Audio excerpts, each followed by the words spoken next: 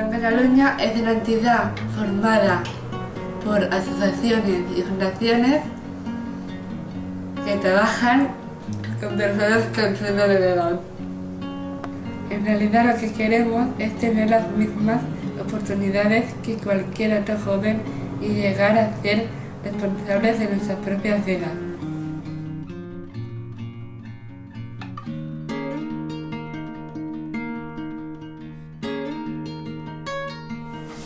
Conseguiré hablar más a gente y hacer entrevistas.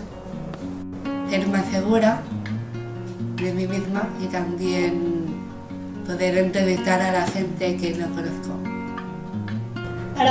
Para cuando tengamos que entrevistar a algún famoso o político, pues ya tengamos más seguridad.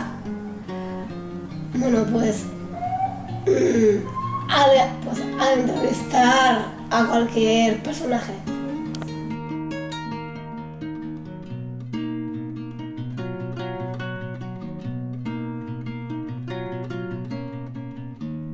El objetivo de nuestra entidad es representarnos a todos y cada uno de nosotros y defender nuestros derechos para que podamos ser un ciudadano más.